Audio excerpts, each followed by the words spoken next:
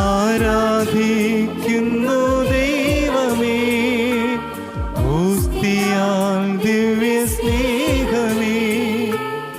ആരാധിക്കുന്നു ദൈവമേ, ഓസ്തിയാം ദിവ്യ സ്നേഹമേ.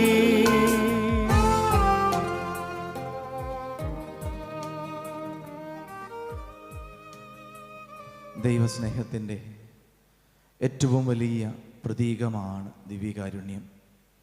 നമ്മളിപ്പോൾ പാടിയില്ലേ, അനുപമ സ്നേഹ ചൈതന്യം. ആ സ്നേഹം നമ്മൾ അനുഭവിക്കുന്ന സ്ഥലമാണ് ദിവ്യകാരുണ്യം. പ്രിയമുള്ളവരെ, ഏതൊരു കുഞ്ഞും ഏറ്റവും കൂടുതൽ ആഗ്രഹിക്കുന്നത് തൻ്റെ അപ്പൻ്റെ അമ്മയുടെ കരങ്ങളിൽ സുരക്ഷിതമായിട്ടിരിക്കാനാണ്.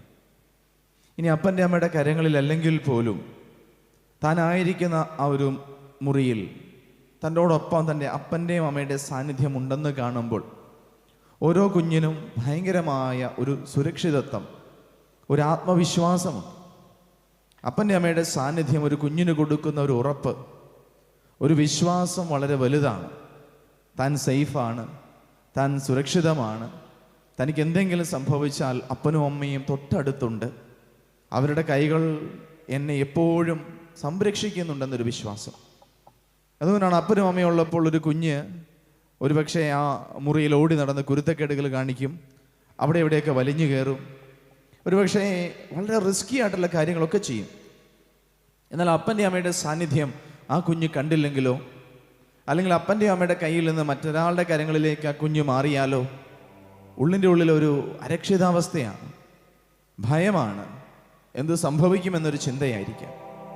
ഒരുപക്ഷെ നിങ്ങളൊക്കെ കണ്ടിട്ട് കാണുമായിരിക്കാം, ഒരു കുഞ്ഞ് ഉറക്കമെണീക്കുമ്പോൾ ഉടനെ കാണുന്നത് അപരിചിതമായൊരു മുഖമാണെങ്കിൽ ആ കുട്ടി കരയാൻ തുടങ്ങും. ഈശോയിൽ സ്നേഹമുള്ളവരെ, നമ്മുടെ സ്വർഗീയ പിതാവ് ഓരോ നിമിഷവും അവിടുത്തെ സ്നേഹത്തിൻ്റെ ചൈതന്യം, ആ സാന്നിധ്യം നമുക്ക് തന്നുകൊണ്ട്, ഓരോ നിമിഷവും ആ സാന്നിധ്യത്തിൽ നമ്മളെ ആയിരുന്നുകൊണ്ട് നമുക്ക് തരുന്ന ഏറ്റവും വലിയ ഉറപ്പിതാണ്, ആ പിതാവ് എൻ്റെ കൂടെയുണ്ട്, ആ അപ്പൻ എൻ്റെ കൂടെ ഓരോ നിമിഷവും നടക്കുന്നുണ്ടെന്ന ഉദാഹരണമാണ് ഈശോയുടെ സാന്നിധ്യം നമുക്ക് നൽകിക്കൊണ്ട് തന്ന ഈ ദിവ്യകാരുണ്യം. ദിവ്യകാരുണ്യ സന്നിധിയിലായിരിക്കുന്നിടത്തോളം കാലം ആ ദൈവത്തിൻ്റെ മക്കളൊന്നും ഭയപ്പെടേണ്ട കാര്യമില്ല. കാരണം അവർ സുരക്ഷിതരാണ്. അവരെ നശിപ്പിക്കാനോ തകർക്കാനോ ഒന്നിനും കഴിയില്ല. ആ പിതാവിൽ നിന്ന് കിട്ടുന്ന സ്നേഹത്തിൻ്റെ ഉറപ്പിൽ ആ മക്കൾ എന്നും ചങ്കുറപ്പോടെ ജീവിക്കും. ഈശോയുടെ കരുണയുടെ ഈ ഒരു മണിക്കൂറിൽ, പ്രത്യേകിച്ചും അവിടുന്ന് നമ്മൾക്ക് വേണ്ടി ബലിയായ ഈ ഒരു തിരുമണിക്കൂറിനെ നമ്മൾ ഓർക്കുമ്പോൾ, ധ്യാനിക്കുമ്പോൾ, പ്രിയമുള്ളവരെ, ദൈവം നമ്മോട് കാണിച്ച വലിയ സ്നേഹത്തിൻ്റെ കരുണയുടെ ആഴം നമ്മൾ മനസ്സിലാക്കണം. എനിക്ക് വേണ്ടി എൻ്റെ ദൈവം എന്താണ് ചെയ്തതെന്ന് നമ്മൾ ഓർക്കണം. അതുകൊണ്ടാണ് വിശുദ്ധ കുർബാനയിൽ കൂദാശ വചനങ്ങളുടെ അവസാനം പറയുന്നത്, ഇത് നിങ്ങൾ എൻ്റെ ഓർമ്മയ്ക്കായി ചെയ്യുവിൻ. ഈശോ അപ്പം എടുത്തതിൻ്റെ ആ ഒരു ഓർമ്മ, അല്ലെങ്കിൽ ഈശോ അപ്പത്തെ കാണുമ്പോൾ അയ്യോ എൻ്റെ ഈശോ എന്നൊരു ഓർമ്മയല്ല കർത്താവ് ഉദ്ദേശിച്ചത്. പിന്നെയോ, എൻ്റെ ദൈവം എനിക്ക് വേണ്ടി ചെയ്ത ആ കരുണയുടെ ആഴം നീ മനസ്സിലാക്കണം. സ്വർഗസ്ഥനായ പിതാവ് തൻ്റെ പ്രിയപുത്രനെ ബലിയായി നൽകിക്കൊണ്ട് നിന്നോട് കാണിച്ച സ്നേഹത്തിൻ്റെയും കരുണയുടെയും വാത്സല്യത്തിൻ്റെയും ആഴം നീ ഓർക്കണം.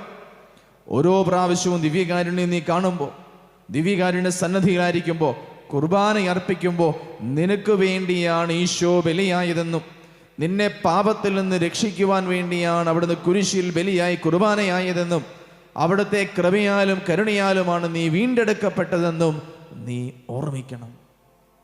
അതുകൊണ്ടാണ് കർത്താവ് പറഞ്ഞത്, കുർബാന അർപ്പിക്കുമ്പോൾ ഇതെൻ്റെ ഓർമ്മയ്ക്കായി ചെയ്യുവിൻ. ഈശോയുടെ മുഖം ഓർക്കുന്നൊരു ഓർമ്മയല്ല, ചങ്കിൻ്റെ അകത്ത് ഉള്ള ഒരു ബോധ്യവും കടപ്പാടുവാ.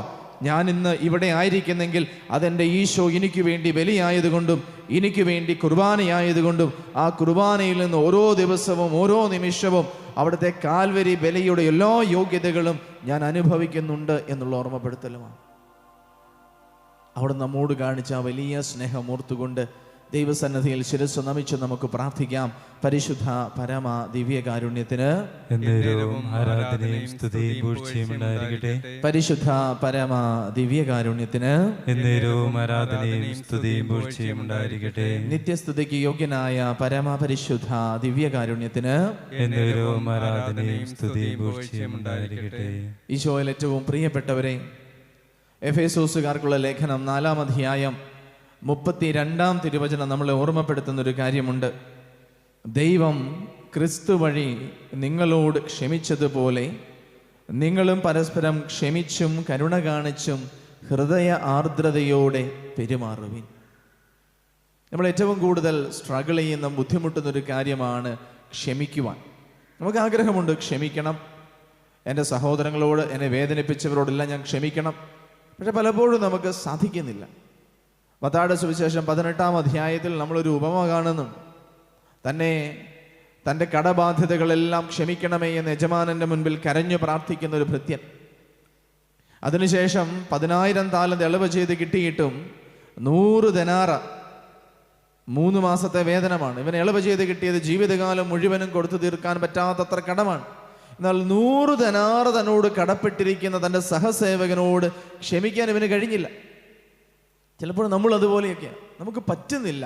ചെറിയ ചെറിയ കുഞ്ഞു കുഞ്ഞു സൗന്ദര്യ പിണക്കങ്ങളും കുഞ്ഞു കുഞ്ഞു ഇഷ്ടക്കേടുകളും ഒക്കെ ഒന്ന് പൊറുക്കാനും വിട്ടുകളയാനും നമുക്ക് പറ്റുന്നില്ല. എന്തുകൊണ്ടാണ്?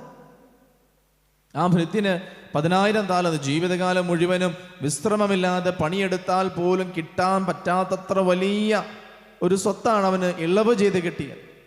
എന്തു പറ്റി?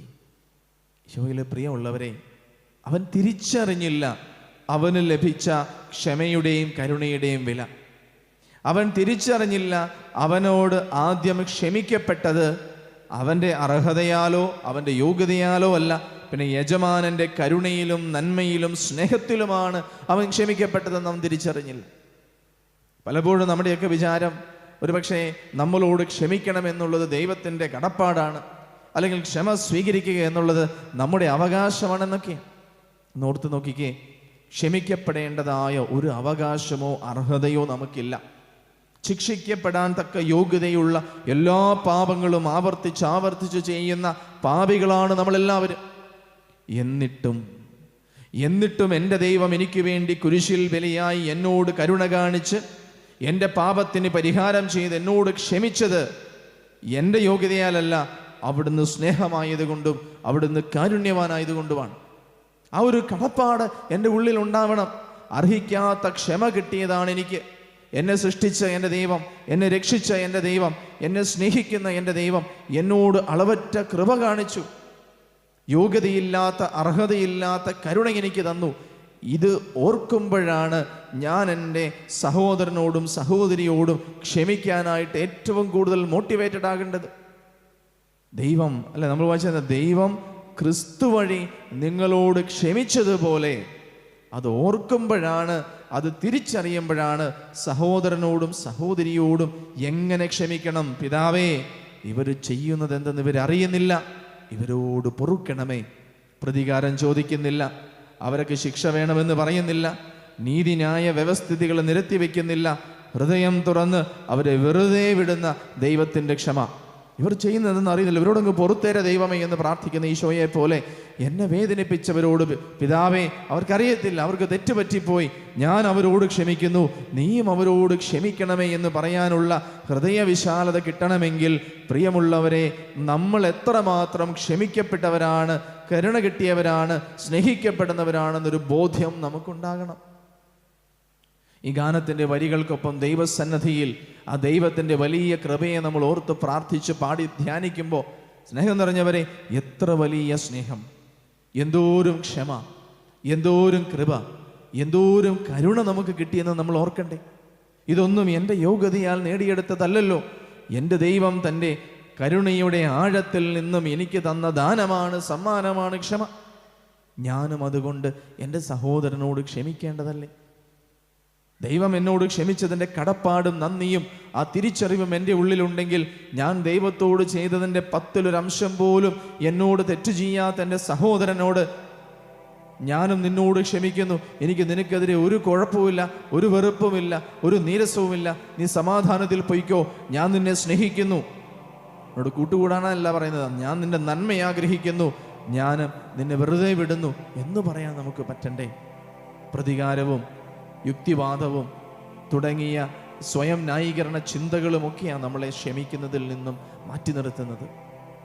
ഒരു കാര്യം മാത്രം ഓർത്താൽ മതി, ഞാനും നീയും അഗാധമായ ആഴമായ ക്ഷമയുടെയും സ്നേഹത്തിൻ്റെയും ഒക്കെ കരുവാണ്, പ്രതിഫലനമാണ്. ചങ്കത്തെ കൈകൾ വെച്ചുകൊണ്ട് ഈ ഗാനത്തിൻ്റെ ഈരടികൾ പാടുമ്പോൾ, പ്രിയമുള്ളവരെ, ദൈവം എന്നെ എത്രമാത്രം സ്നേഹിച്ചുവെന്നും ആ സ്നേഹം ഞാൻ എത്രമാത്രം പകർന്നു കൊടുക്കേണ്ടതാണെന്നുള്ള ബോധ്യത്തിൽ നമുക്കായിരിക്കാം. ഒന്ന് ചേർന്ന് ഈ ഗാനത്തോടൊപ്പം നമുക്കും പാടി പ്രാർത്ഥിക്കാം.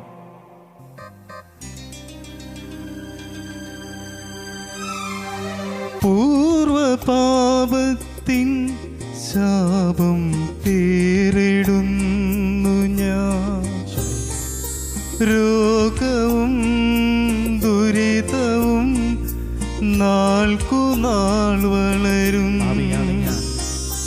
പൂർവപാപത്തിൻ ശാപം പേരിടുന്നു ഞാൻ, രോഗവും ദുരിതവും നാൾക്കുനാൾ വളരും. ദൈവത്തിൻ ആത്മാവ് എന്നിൽ നിർവീര്യമാ, പാപമെന്നെ പാതാള വഴിയിലെത്തിച്ചു. കരുണ തോന്നണേ എന്നിൽ, അലിവു തോന്നണേ. പാപിയാണു ഞാൻ നാഥ, പാപിയാണു ഞാൻ. കരുണ തോന്നണേ എന്നിൽ, അലിവു തോന്നണേ. പാപിയാണു ഞാൻ നാഥ, പാപിയാണു ഞാൻ.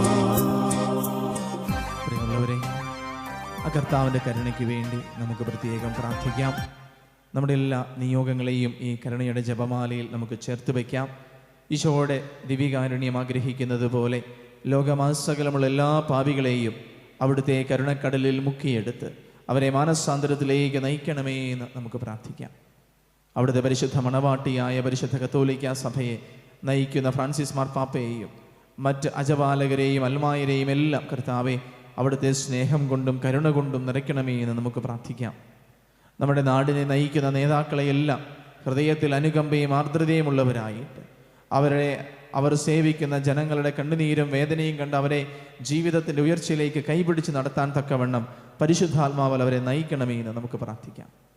നമ്മുടെ കുടുംബങ്ങളിൽ നിന്ന് വഴക്കും വിദ്വേഷവും വൈരാഗ്യവും എതിർപ്പും ഭിന്നതയും എല്ലാം മാറി കുടുംബത്തിൽ സ്നേഹവും ശാന്തിയും സമാധാനവും നിറയാൻ പ്രാർത്ഥിക്കാം.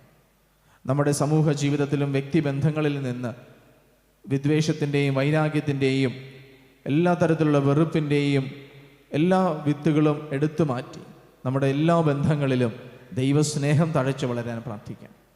രോഗബാധിതരായി കഴിയുന്നവരെ ഓർക്കാം. ജീവിത പ്രതിസന്ധികളിലൂടെ വേദനകളിലൂടെ കടന്നു പോകുന്നവരെ ഓർക്കാം. ഏകാന്തതയുടെയും ഒറ്റപ്പെടലിൻ്റെയും ക്ഷമിക്കപ്പെടാത്തതിൻ്റെയും കുറ്റബോധത്തിൻ്റെയും വേദനയിൽ നീറുന്നവരെ നമുക്ക് ഓർക്കാം. മുട്ടിന്മേലായിരുന്നു കൊണ്ട് കർത്താവിൻ്റെ കരുണയുടെ ആശീർവാദം ഏറ്റെടുക്കാം. കരങ്ങളെ മാറോട് ചേർത്ത് ശിരസ് നമിച്ച് ഈശോയെ ഞാൻ അങ്ങയിൽ ശരണപ്പെടുന്നെന്ന് പ്രാർത്ഥിച്ചുകൊണ്ട് അവിടുത്തെ കരുണയുടെ ആശീർവാദം നമ്മുടെ എല്ലാ ജീവിത മേഖലകളിലേക്കും നമുക്ക് സ്വീകരിക്കാം.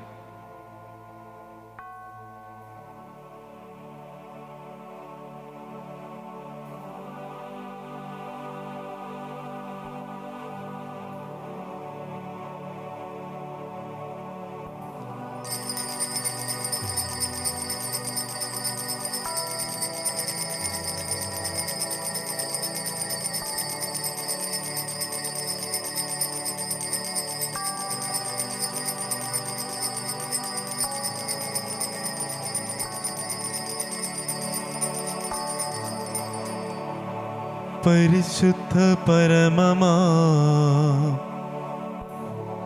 ദിവ്യകാരുണ്യമേ, എന്നുമെന്നും അങ്ങേക്കാരാധന. പരിശുദ്ധ പരമമാ ദിവ്യകാരുണ്യമേ, എന്നുമെന്നും അങ്ങേക്കാരാധന. പരിശുദ്ധ പരമമാ ദിവ്യകാരുണ്യമേ, എന്നുമെന്നും അങ്ങേക്കാരാധന.